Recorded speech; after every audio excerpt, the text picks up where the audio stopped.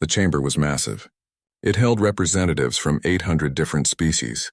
Some breathed oxygen, others methane. Some had 4 legs, others had tentacles. But today they all had one thing in common. They were about to make a terrible choice. Ambassador Hana stood at the speaking platform. She was human, which meant she came from Earth. Most aliens in the room knew very little about Earth except one fact.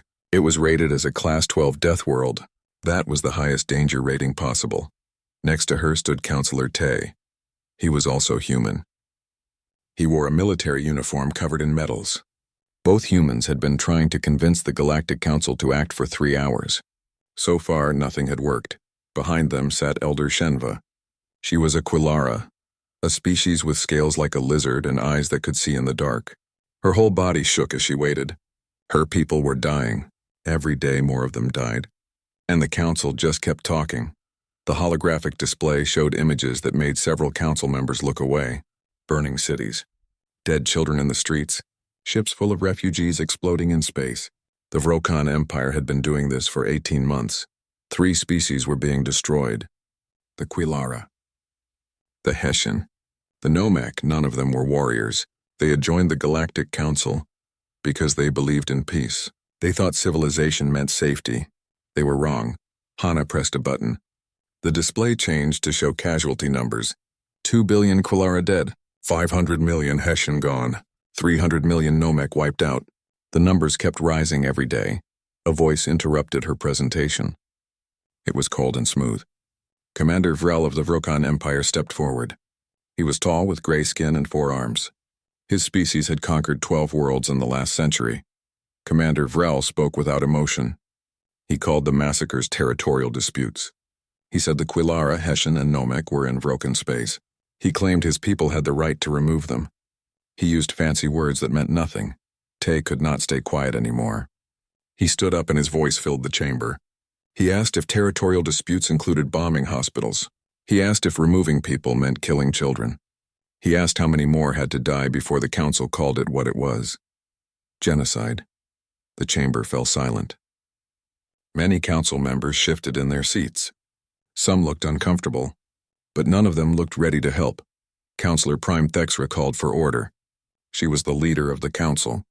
She had held that position for 40 years.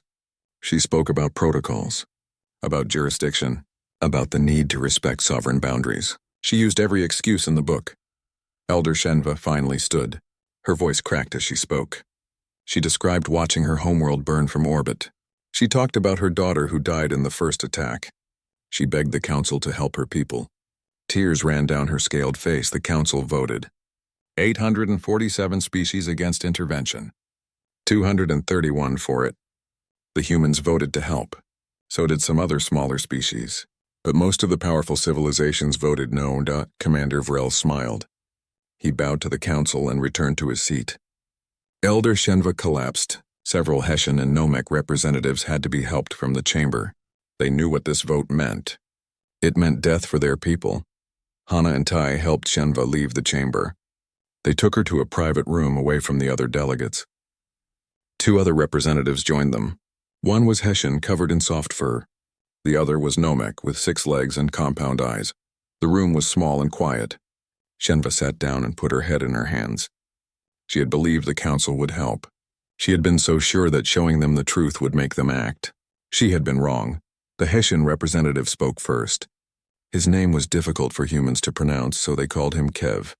He asked if this was truly the end. If there was no hope left. If they should just go home and wait to die. Tay looked at Hana.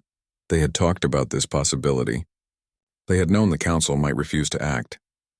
They had discussed what to do if that happened. But discussing it in private was different from facing it in reality. Hana took a deep breath. She explained that she and Tay could not make promises. They were just ambassadors. They did not command Earth's military. They could not speak for the entire human government. All they could do was carry a message home. Shenva looked up. Her eyes were red from crying. She asked what message Hana would carry. What would she tell Earth about what happened here today? Hana spoke carefully. She said she would tell Earth the truth, that 3 peaceful species were being murdered, that the council refused to help, that billions of innocent people would die unless someone acted. She paused, then added something else. She said that humans understood what it felt like to be prey.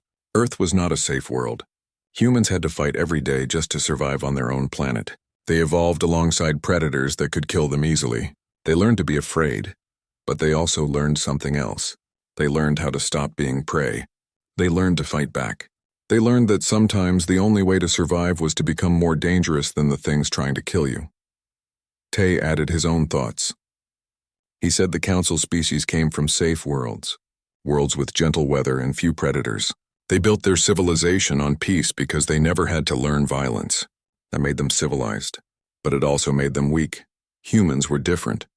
They came from a world that tried to kill them constantly, hurricanes that could destroy cities, predators that hunted in packs, diseases that spread like fire. Humans survived all of it. They did not survive by being nice. Shenva listened carefully. She asked if that meant Earth would help them. If humans would fight when the council would not. Hana could not promise anything. But she looked into Shenva's eyes and spoke from her heart. She said that humans had a saying. It was simple but powerful. The saying was this: the only thing needed for evil to win is for good people to do nothing. She said the council had chosen to do nothing. They were good people, or at least they believed they were. But they let evil win because taking action was too difficult. Too expensive. Too risky. They chose comfort over justice. Tay finished the thought. He said humans were not always good people. They had done terrible things to each other throughout history.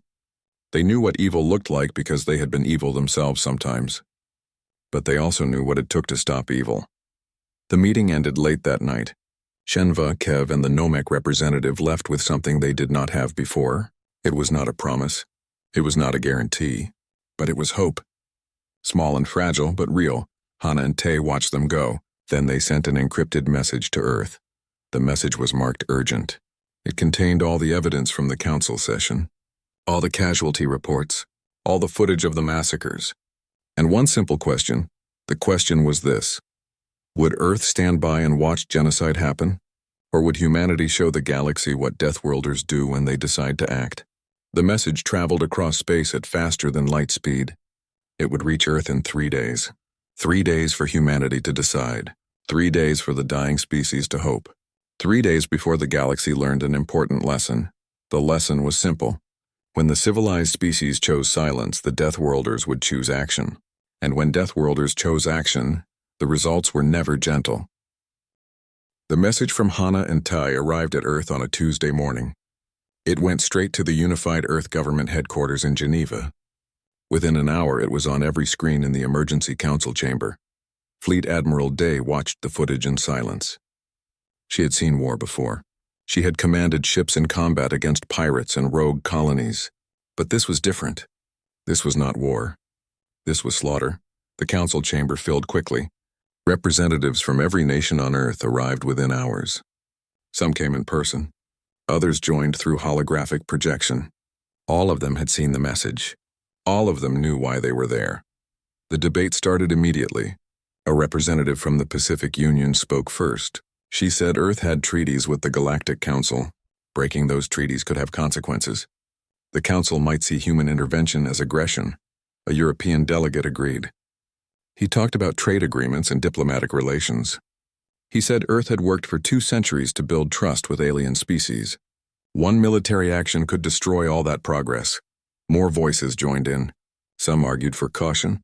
Others demanded immediate action. The chamber grew loud with debate. Charts appeared on screens showing economic impacts and political calculations. Everything became about numbers and risks. Then Fleet Admiral Day stood up. The chamber fell silent. She was 60 years old with gray hair and scars on her hands from actual combat. When she spoke, people listened. She did not talk about treaties or trade. She did not mention diplomatic consequences or economic impacts. Instead, she asked one simple question. When did humans become the kind of people who watched genocide and worried about whether stopping it was convenient? The chamber stayed quiet. Day continued speaking. She said Earth's history was full of moments when good people did nothing, when they watched evil happen and convinced themselves it was not their problem. Those moments were humanity's greatest shame. She talked about Earth itself, about how humans survived on a world that tried to kill them every single day. They did not survive by being nice. They did not survive by following rules. They survived by being tougher than everything trying to eat them. Day said the Galactic Council came from safe worlds. They built their civilization during thousands of years of peace. They created laws and procedures because they never had to fight for survival. That made them weak when real violence appeared. Humans were different. They knew violence. They understood it. They had spent 10,000 years fighting each other and everything else on Earth. That made them dangerous. But it also made them capable of stopping danger when no one else could. The vote came quickly after that. 412 representatives voted to intervene. 98 voted against. The decision was made. Earth would help the dying species. Earth would stop the Vrokon Empire. Earth would show the galaxy what Deathworlders could do. The planning began immediately. Military commanders filled a secure room deep underground. Holographic displays showed star maps and fleet positions.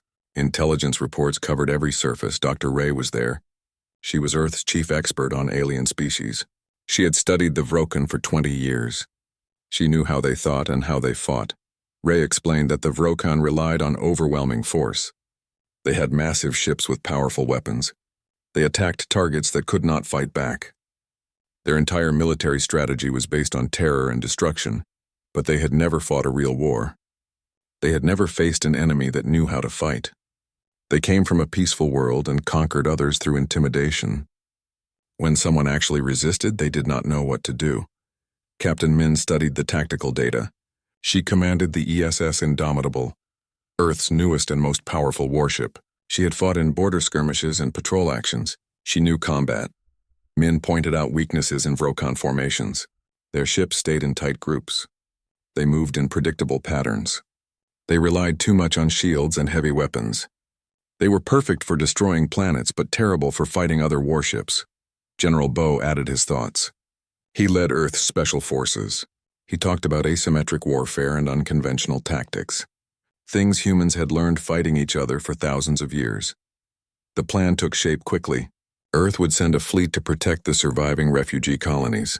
They would engage any Vrokon forces that appeared. They would show the Empire that continuing their genocide would cost them dearly.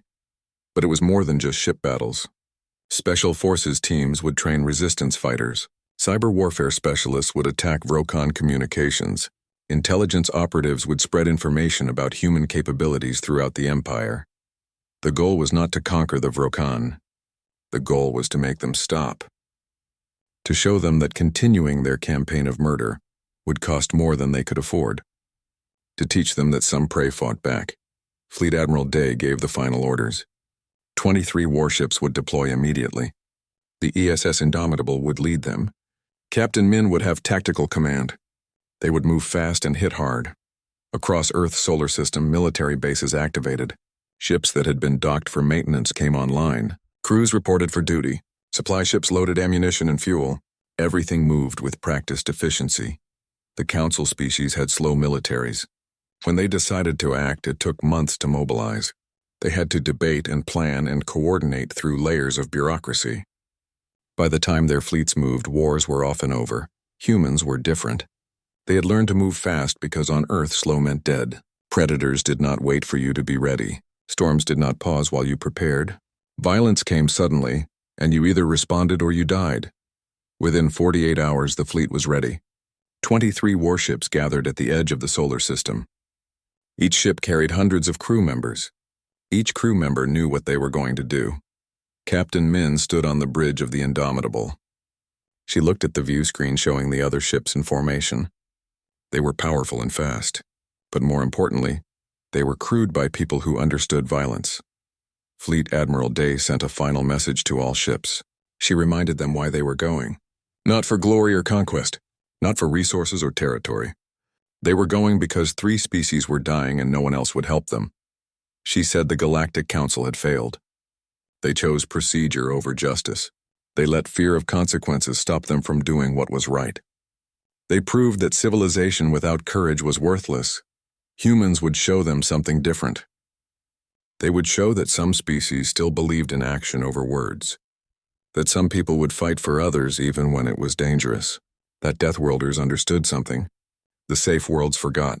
Sometimes the only way to protect the innocent was to be more dangerous than those trying to hurt them. The fleet engaged their faster-than-light drives. Space twisted around them as they jumped toward the war zone. It would take 4 days to reach the first refugee colony. 4 days before the Vrokan Empire learned a hard lesson. The lesson was this: humans came from hell. They survived by becoming tougher than hell itself, and when they decided to bring that toughness to bear, nothing in the galaxy could stop them. The planet Reshvin IV hung in space like a blue and green jewel. It was home to the last major Quilara refugee colony. 3 million survivors lived there. They were all that remained of a species that once numbered 12 billion. Elder Shenva stood on the planet's surface, watching the sky. She had received a message from Ambassador Hana 3 days ago. Help was coming. She wanted to believe it. But she had heard promises before. Then the alarm started. Every warning system on the planet screamed at once. Vrokan ships had entered the system. 15 heavy cruisers and dozens of smaller vessels. It was more than enough to destroy the colony. Admiral Kresh commanded the Vrokan fleet. He had done this 20 times before. Attack a refugee colony, destroy their defenses, bombard the surface until nothing lived. It was simple work. The victims never fought back. His ships moved into position around Reshvin IV, weapons charged. Targeting systems locked on cities and shelters. In 10 minutes, the bombardment would begin. In an hour, it would be over. Another 3 million deaths to add to the count. Then something changed. Space itself seemed to tear open. One after another, human warships dropped out of faster-than-light travel. They appeared exactly where they needed to be. 23 ships surrounded the Vrokan fleet in perfect formation. Admiral Kresh stared at his display in confusion. What were humans doing here? They were at the council meeting. They saw the vote. They knew this was none of their business. Why were they interfering? A transmission came through. Captain Min spoke from the bridge of the Indomitable. Her voice was calm and cold.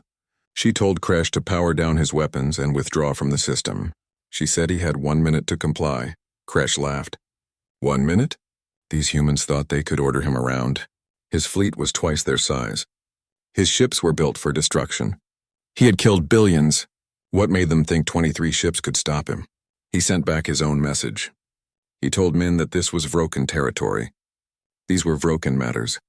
If she did not leave immediately, he would destroy her ships along with the colony. He gave her 30 seconds to run away. Min's response was short. She said the council was not here, but humans were, and humans had decided to intervene. Then she said 2 words that would echo across the galaxy. She said, "Fire freely." Kresh ordered his ships to attack. 15 heavy cruisers opened fire at once. Massive plasma beams lanced through space. They hit nothing. The human ships were already moving. Vrokan weapons were powerful but slow. They were designed to hit stationary targets like planets and stations.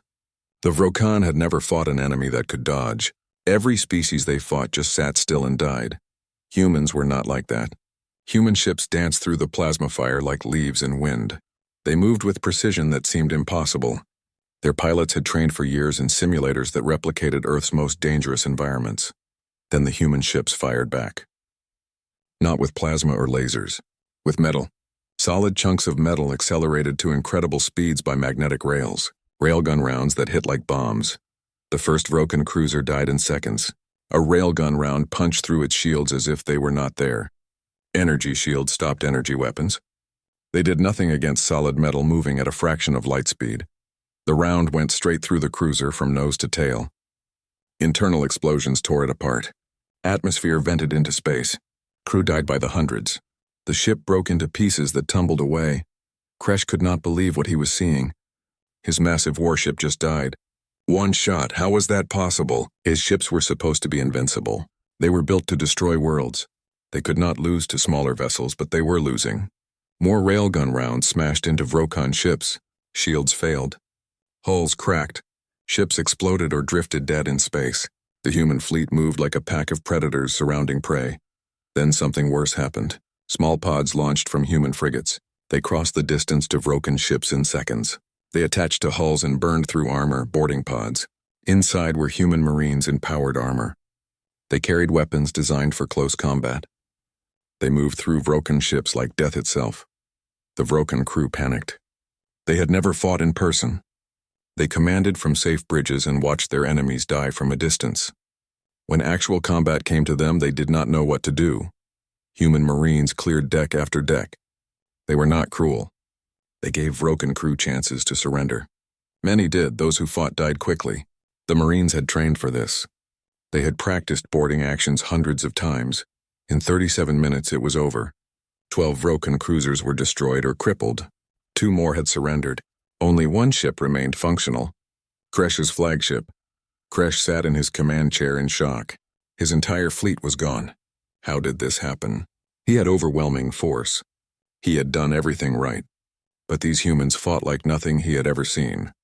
Captain Min sent another transmission. She told him to run, to go back to his empire and tell them what happened here, to warn them that continuing this genocide would cost them everything. Kresh did not need to be told twice. His flagship turned and jumped to faster than light speed. It fled back toward Vrokan space. The crew was silent. They had seen their entire fleet destroyed by an enemy they thought was weak. What they did not know was that General Bo's Special Forces team had done something while they boarded other Vrokan ships. They had uploaded a data package into the Vrokan military network, a package that would spread through their entire communication system. When Kresh's ship reached the Vrokan homeworld, the data package activated. It appeared on every military display in the Empire. Admirals and generals and politicians all saw the same thing. First came footage from the battle. Vrokan ships exploding, human warships moving with impossible grace, Marines clearing decks with brutal efficiency, the entire defeat in high definition. Then came something worse. Images of Earth. Not the peaceful diplomatic videos humans usually shared. Raw footage from their history. Hurricanes swallowing cities. Volcanoes destroying mountains. Predators hunting in packs and humans fighting each other with terrible weapons. Humans surviving disasters that would kill any other species. Humans climbing to the top of their food chain through pure determination and violence. The final image was simple text in Vrokan language. It said this: "We survived Earth. What makes you think you can defeat us?" On Reshvan 4, Elder Shenva watched human ships orbit her planet. She had seen the battle. She had watched her people's executioners destroyed in less than an hour. Tears ran down her face again, but this time they were not tears of despair. A message came from Captain Min. She asked if the colony needed any assistance. Medical supplies, food, protection while they rebuilt. Whatever they needed, humans would provide. Shenva sent back a message of her own. She thanked the humans.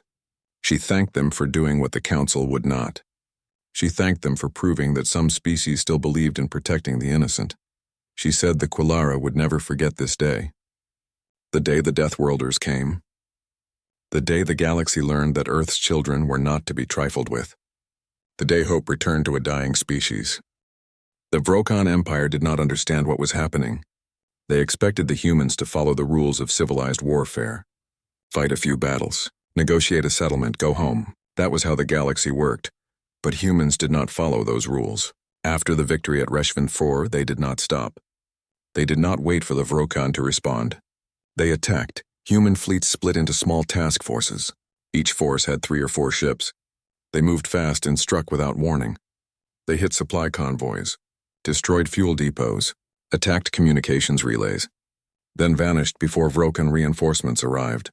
The Vrokan military tried to respond. They sent large fleets to hunt the humans. But by the time they arrived, the humans were gone. They attacked empty space while human ships hit targets on the other side of the Empire. Captain Min led one of these task forces. She commanded 4 ships including the Indomitable. They moved through Vrokan space like ghosts. They appeared, destroyed something important, and disappeared. 1 week after Reshvan 4, Min's force attacked a major Vrokan shipyard. The shipyard was building new cruisers to replace the ones lost. It was defended by orbital weapons and a garrison fleet. Min did not attack head-on. That was what the Vrokan expected. Instead, her ships jumped in from 4 different directions. They launched missiles that jammed sensors. Then they fired railguns at the shipyard's supports. The massive structure collapsed under its own weight. Half-built ships crashed into each other. Dry docks exploded. Construction equipment scattered into space. By the time the garrison fleet could respond, the shipyard was destroyed and the human ships were gone. But the space battles were only part of the war. On planets the Vrokan had conquered, Something else was happening. Resistance movements were forming, and they were being trained by humans. Lieutenant J was on one such planet. It was a Hessian colony that fell to the Vrokon a year ago. The survivors had been forced into labor camps. The Vrokon never thought they would fight back. J and her team infiltrated the planet using stealthcraft. They made contact with Hessian survivors. They taught them how to fight. Not open battles, guerrilla warfare, hit-and-run tactics, sabotage. The Hessian learned quickly. They were peaceful before the invasion. But the Vrokon had killed their families, destroyed their homes. That pain turned into anger, and humans showed them how to use that anger effectively. Small groups of Hessian fighters attacked Vrokon patrols. They destroyed supply trucks, sabotaged power plants, then melted back into the population before the Vrokon could catch them. The same thing was happening across the Empire. On every conquered world, resistance movements appeared, all trained by human special forces, all using tactics that humans had developed fighting each other for thousands of years. The Vrokon had never bothered to properly garrison their conquests. Why would they? No one had ever fought back before. Now they were fighting on dozens of fronts simultaneously. They did not have enough soldiers to control their own territory. Meanwhile, human cyber warfare specialists attacked Vrokon computer systems. They hacked military networks, stole intelligence, disrupted logistics. They even took control of some Vrokon weapon systems and shut them down remotely. The Vrokon economy started to collapse. They could not maintain their military without supplies. Their ships could not move without fuel. Their soldiers could not fight without ammunition. Everything they needed was being destroyed or stolen. Supreme Commander Vrex watched his empire crumble from his headquarters. He was the highest military leader in the Vrokon Empire. He had commanded the conquest of 8 species. He had killed billions. Now he was losing to one species he had never even fought before. His advisors gave him reports every hour. All of them were bad. Another convoy destroyed. Another planet in revolt. Another shipyard sabotaged. The humans were everywhere and nowhere. They struck with precision and vanished before retaliation could come. Vrex finally read the intelligence reports about Earth. He had ignored them before. Now he studied every detail. What he learned terrified him. The Vrokon came from a peaceful world. No major predators. Gentle weather. Abundant food. They never had to fight for survival. When they expanded into space, they conquered species just like them. Species from safe worlds who did not know how to fight.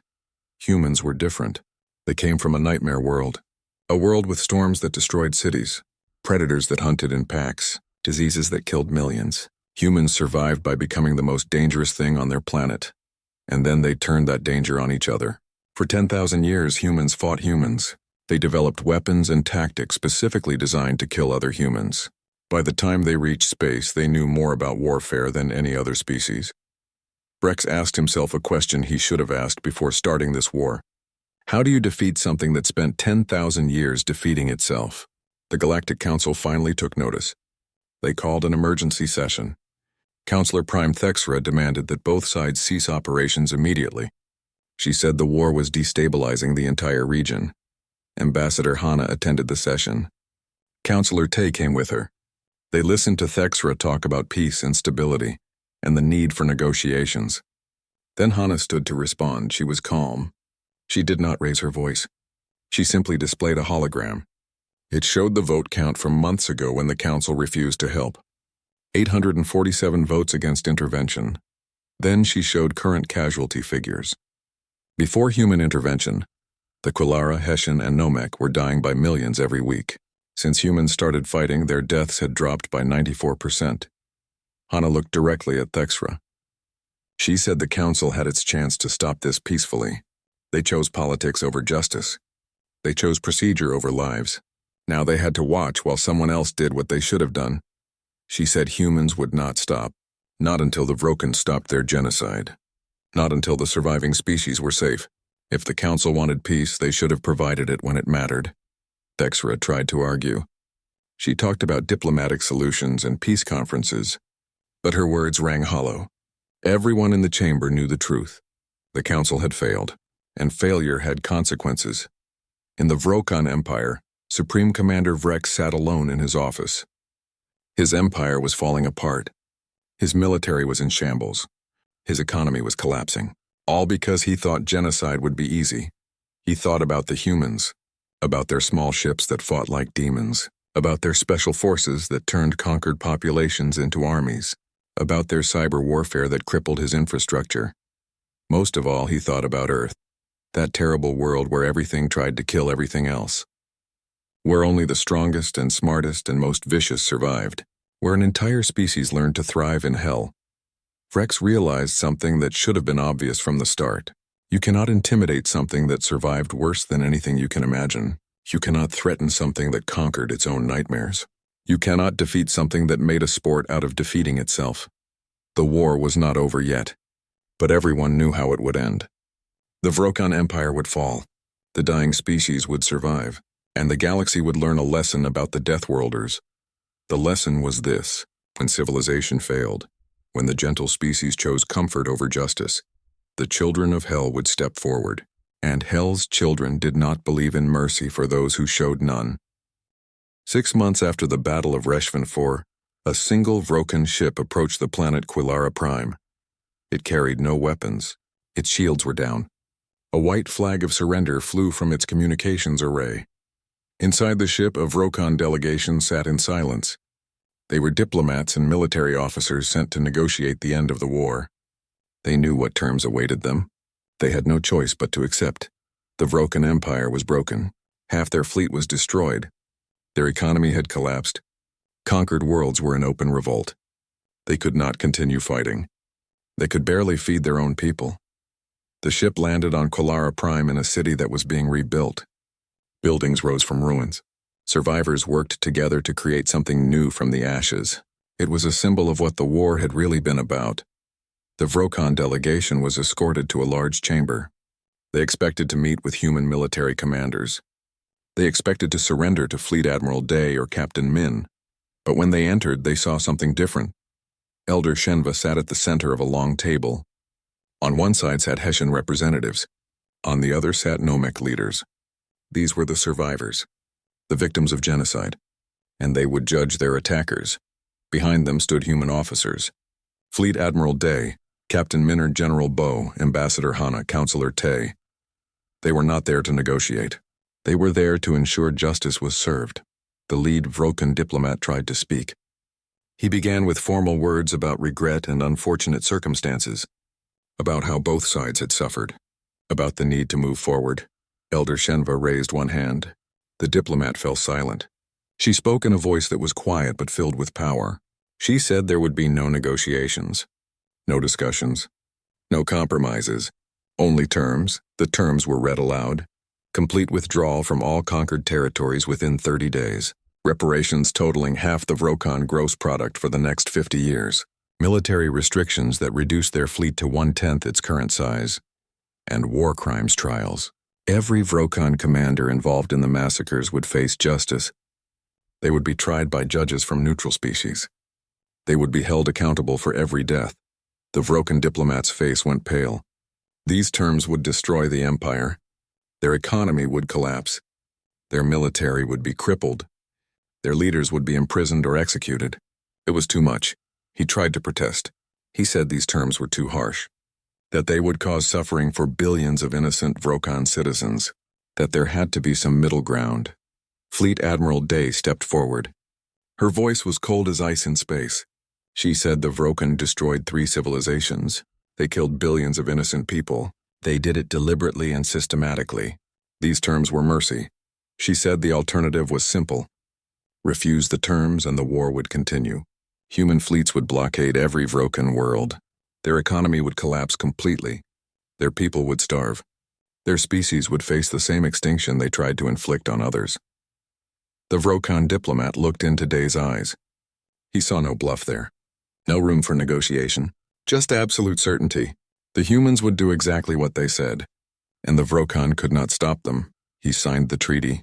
His hands shook as he put his mark on the document. Every Vrokan in the room knew what this meant. Their empire was finished. They would spend generations paying for their crimes. The war was over. But its effects would last much longer.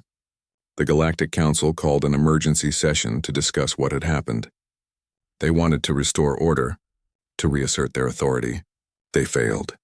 Ambassador Hana stood before the council one final time. She announced that Earth was forming a new organization, the Mutual Defense Coalition.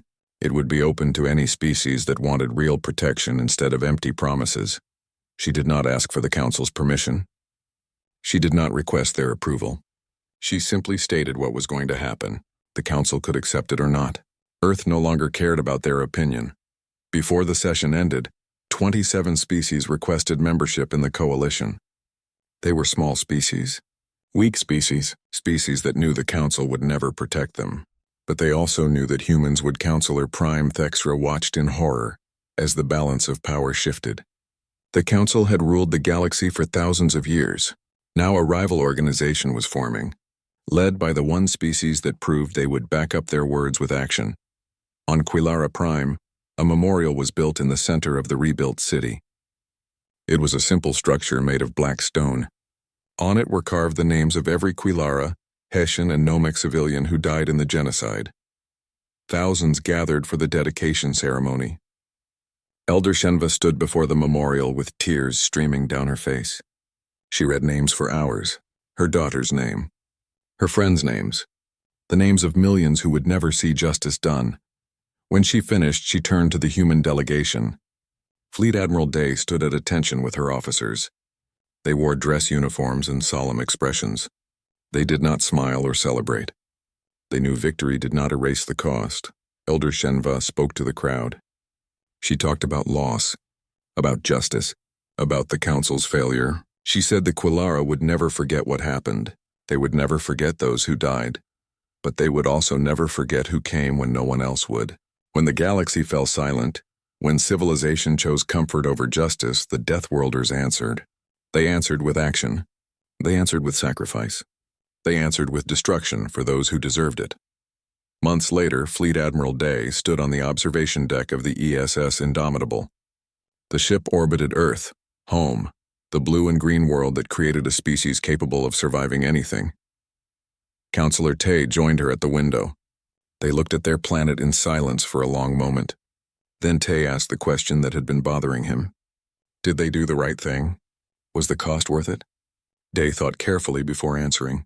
She said the council taught the galaxy that power mattered more than justice. That procedure was more important than saving lives. That it was acceptable to watch genocide happen as long as stopping it was inconvenient. Humans taught them something different. They taught that sometimes justice requires power, that sometimes protecting the innocent means being willing to fight, that sometimes the only way to stop evil is to be more dangerous than the evil itself. Tay nodded slowly. He understood. The war was not about conquest or glory. It was about showing the galaxy that some species still believed in action over words, that some people would fight for those who could not fight for themselves. An alarm chimed softly. The Indomitable was preparing to depart for its next deployment. Below them, Earth continued spinning. That terrible, beautiful world where humanity learned to survive. The view screen shifted to show the fleet assembling for departure. But these were not just human ships. Quilara vessels flew alongside them. Hessian frigates, Nomic scouts, and ships from 27 other species. They flew together in formation. Different species, different worlds. But united by one simple idea, that civilization meant protecting each other, that justice was worth fighting for, that the strong had a duty to defend the weak. The galaxy had learned its lesson. It learned that Earth's children were not like other species. They came from hell and survived by mastering it. They understood violence in ways the safe worlds never could. But most importantly, they learned when to use that violence and for what purpose. Not for conquest, not for glory, but to protect those who needed protection, to stop those who needed stopping, to bring justice when no one else would. The fleet engaged their faster-than-light drives. Space twisted around them as they jumped into the unknown. More species needed help. More injustices needed correcting. More work needed doing, and the Deathworlders would answer, because that was what they did. That was who they were. Children of Earth, survivors of hell. Protectors of those who could not protect themselves. The Council had ignored the cries of the dying. They chose silence. They chose inaction. They chose to let evil win rather than risk discomfort. The Deathworlders chose differently. They chose justice. They chose action. And when they chose, they answered with everything they had. They answered with skill. They answered with courage. They answered with destruction for those who deserved it. The galaxy would never forget the day the humans showed what Deathworlders could do. The day civilization learned that the children of Hell were not its enemies but its guardians. The day the weak found champions who would never abandon them. And somewhere on a memorial made of black stone, the names of the dead were remembered. Not forgotten. Never forgotten. Because the Deathworlders had answered their cries, and in answering they changed everything.